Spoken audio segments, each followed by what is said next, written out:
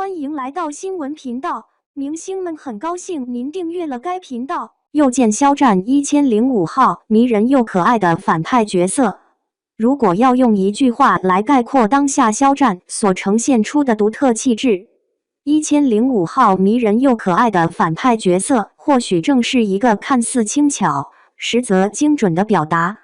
他既带着几分粉丝语境里的浪漫修辞，又在不经意间点中了他这些年逐渐成型的一种复杂魅力，一种游走在安全与危险、温和与锋利之间的张力。在当下内娱审美逐渐趋于同质化的背景下，舒适区几乎成为多数演员难以摆脱的隐形框架。外形清俊者往往被反复投射进温润如玉的正面角色轨道，气质冷峻者则容易被固定在强势或反派类型之中。而肖战的特别之处在于他并没有完全服从这种路径分配，相反，他像是在一点点抬高舒适区的边界，从最初被观众记住的清爽、干净、略带青涩的少年感出发，逐渐向更复杂、更具灰度的表达空间延展。如果内娱的审美有个舒适区，那肖战大概是那个把舒适区一点点往上抬，最后干脆顶到天花板的人。先说那个最近又被反复提起的梗，1005号迷人又可爱的反派角色，放在别人身上多少有点刻意营造人设的味道，放在肖战身上却意外精准，像是顺着他这些年的气质变化自然常出来的一句话。很多人第一次注意到他是那种干净、斯文、带点青涩的气质，笑起来有少年感，说话有礼貌，举止克制，像是谁家永远考年级前几名的学长。但有意思的是，只要一进入镜头语言里，他身上那种优雅反派的可能性就会被瞬间点亮，眼神一收，一抬头一侧身，温柔感退到一边，那种压迫感、掌控欲就往前推一大步。这就是他身上最抓人的地方，不是单一的正能量脸，而是可以在亲和和危险之间自由切换。日常里的肖战，细看其实挺普通人气质的，采访里对工作人员说话很客气，录节目时拿着冰美式一口一口慢慢喝，谈到工作时会反复琢磨每个细节怎么做得更好。他经常把认真挂在嘴边，但你去看现场路透就会发现，这个认真不是说说而已，而是会一直站在旁边盯机位、看走位，确认整体效果的那种较真。可一旦灯光一打，摄影机一开，他几乎是秒切模式，视线变得锐利，肩背瞬间立住。那种镜头掌控力会把你从观众席直接拉进剧情里。你明明知道这只是一个人物、一个造型，但他那个从眼底往外冒的情绪，会让你下意识地跟着紧张，跟着心跳加快。1005号本来只是他的生日数字，可现在很多人一听到这串数字，脑子里跳出来的不是一个日期，而是一整套气质。乖顺外壳之下藏着锋利的棱角，礼貌和温柔里凝着野心和狠劲，这就是他那种反差感的来源。很多人会问，为啥他讨论度一直这么高？除了作品本身的曝光度，还有一个原因，他够反骨。这里的反骨不是说他要跟谁对着干，而是他没有把自己锁死在温润如玉男主角这个安全区里。很多长得很正、很端的人会习惯被安排在单一的正面形象轨道上，角色干净，动机单纯，行为光明。但肖战明显不满足于这种平滑的路线，你会发现他总在往复杂灰度那一端试探。角色可以有阴影，可以有犹疑，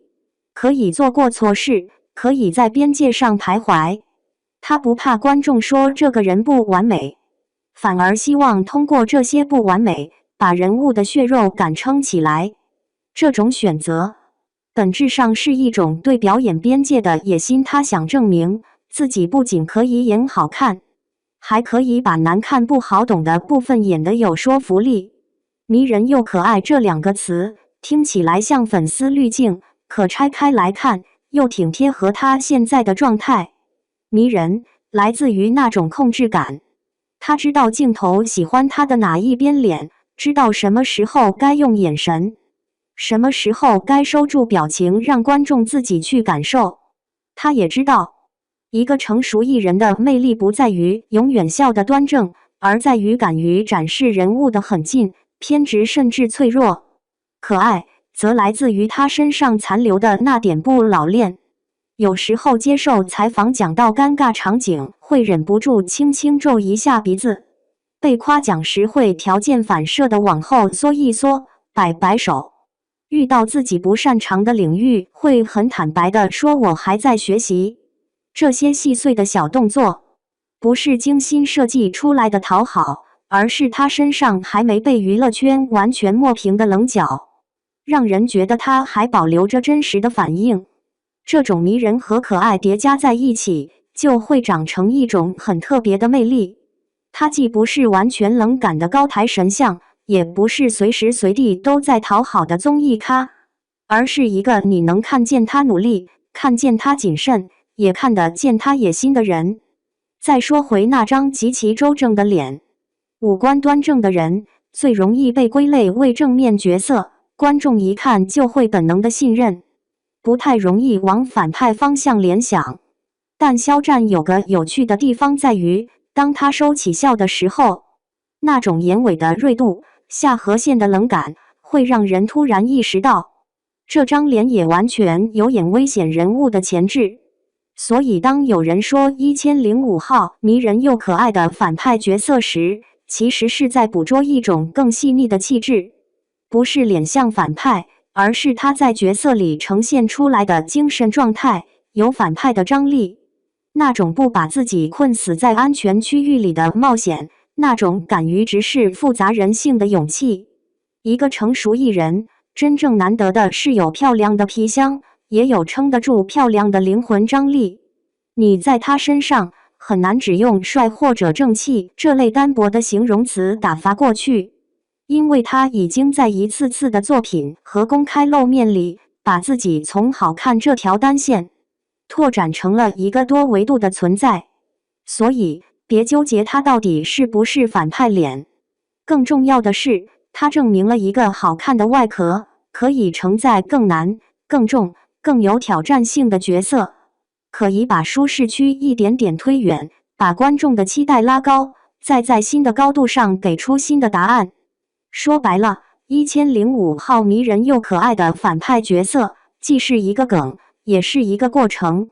是他这几年一路走过来的痕迹，被人看见、记住，然后用一句半玩笑半认真话刻在了大众记忆里。回到最初那句话，1005号迷人又可爱的反派角色，他之所以被反复提及，并不仅仅因为表达有趣，而在于他恰好捕捉到了一个仍在变化中的过程。那不是一个已经完成的定义，而是一种正在被不断修正、补充的印象。干净却不单薄，温和却不软弱，克制却不缺乏野心。这些看似矛盾的特质，如果彼此割裂，便会显得不稳定，但当它们被逐渐整合，并在一次次作品与公开表达中形成连贯性时，便会转化为一种极具辨识度的个人风格。而此刻的他，正处在这个风格逐渐成型的临界点上。